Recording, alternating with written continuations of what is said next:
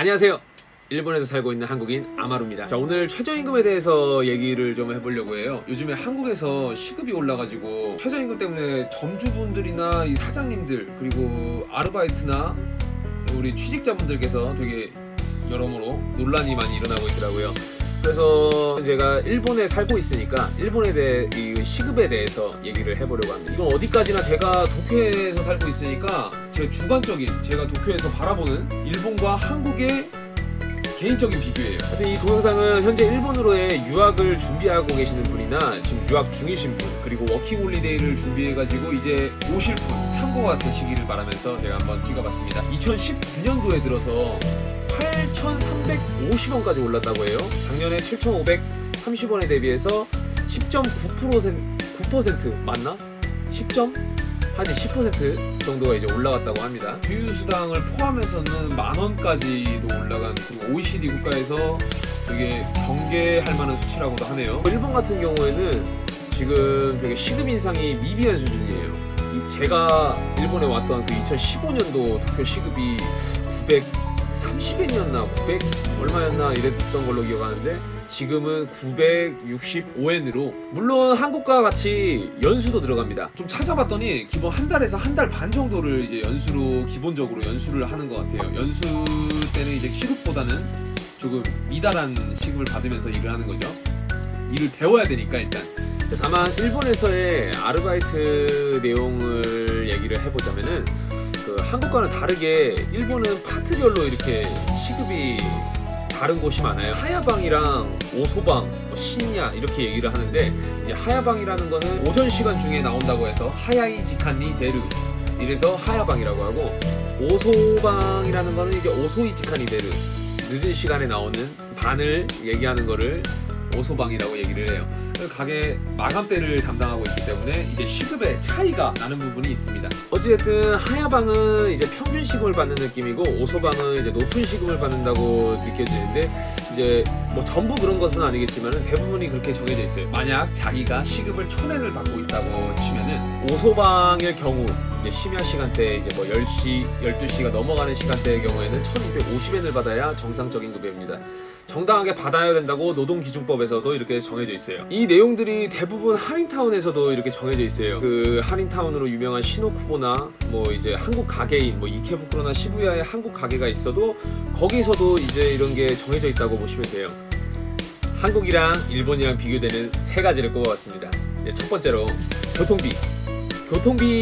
뭐 우리나라 교통비에 대해서는 법적으로 이렇게 줘야 한다는 그런 규정은 없다고 하던데요. 아마 주는 데도 있고 안 주는 데도 있을 거예요. 일본은 거의 대부분 교통비가 나온다고 보시면 됩니다.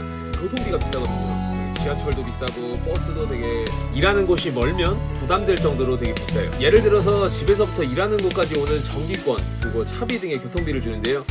가게마다 책정되어 있는 금액이 다 다릅니다. 5,000엔부터 30,000엔까지 이제 수준이 다양한데요. 이 금액 안에 사용되는 교통비는 전액 받으실 수 있다고 보시면 됩니다. 자, 두 번째로 아르바이트 세금. 아르바이트 세금 같은 경우에는 이제 한국은 아르바이트를 해서 받는 수당의 3.3% 정도의 세금을 뗀다고 하네요. 반대로 일본 같은 경우에는 이제 세금을 아마 다들 떼겠지만은 그 범위가 다들 다른 것 같아요. 저도 여기 와가지고 일단 이제 고깃집만 한 3군데를 돌았고, 일본 계열로 이제 호텔에서도 청소 아르바이트를 한번 한 적이 있었고, 바 같은 데서 컵을 또 닦아봤어요. 근데 거기마다 다 세금이 달라요. 이게 정확하지 않아서 좀 죄송합니다만은 제가 알기로는 이제 8%, 그러니까 이제 뭐 소비세에 들어가는 그 8%가 아마 빠지는 게 아닐까 싶을 정도로 좀 많이 빠지더라고요. 버는 금액에 따라서 아마 다르다고는 해요. 그리고 세 번째. 자, 그리고 세 번째로 이력서입니다. 정말 한국이랑 일본이랑 비교가 많이 되는 게, 한국 같은 경우에는 이제 간단하게 자기 인적 사항이랑 그 학력, 뭐 자기 뭐 고졸했으면 고졸, 뭐 대졸 뭐 이렇게만 써놓고, 경력, 뭐 자격증 같은 거 이렇게 쓰고, 뭐 비고에다 특이사항에다가 이제 자기 할 말 적고 열심히 하겠습니다 이렇게 적었던 게 제가 기억이 나요. 그거의 반면에 제가 일본 와서 처음으로 이력서를 작성했을 때, 그 예를 들면 이제 일본에서는 통근 시간, 그리고 지원 동기, 그리고 특기, 쉼이 이 기록하는 칸이 따로 마련이 되어 있어요. 그래서 일본은 대부분 시프트 제로 운영을 하기 때문에 그 근무 시간에 맞춰서 자유롭게 이제 근무 시간을 조절할 수가 있어서 이 통근 시간까지 이렇게 다 적는 게 아닌가 되게 싶네요. 일본에서는 야루끼라고 표현을 하는데 나는 이 일을 잘할 수 있어요, 이 무언가를 해보고 싶어요 라는 의지를 더 많이 보는 것 같습니다. 그래서 특이사항에 와타시와 뭐 저는 이 일로 인해서 이렇게 배워서 뭐 일본어를 이렇게 더 뭐 유창하게 말을 하고 싶고 이런 야루끼, 이런 거를 야루끼라고 해요. 나는 할 수 있다! 이런 거를 이제 보여주는 게 이력서에 더 힘이 실리지 않을까 생각이 됩니다. 타운워크나 할로워크 같은 경우에는 일본어가 어느 정도 돼야 돼요. 내가 어학교에서 일본어를 배우거나 일본어를 배우고 일본에 왔으니까 언어를 조금 말할 수 있어야 이 사람들이랑 상담이 가능합니다. 그래서 뭐 언어 능력이 전혀 안됨 이런 경우에는 이제 할로워크나 타운워크 같은 데서는 이용하기가 힘들고요. 그거를 대비해서 한국인들이 제일 많이 이용하는 그 유학 전문 사이트 다음 카페 동유모라는 데가 있는데요. 언어가 잘 안 되시는 분들 같은 경우에는 이제 동유모 사이트를 이용을 하셔서, 동유모는 거의 한국 분들이 운영하는 가게들이 많아요. 한국인들만을 위해서 구인구직을 하고 있습니다.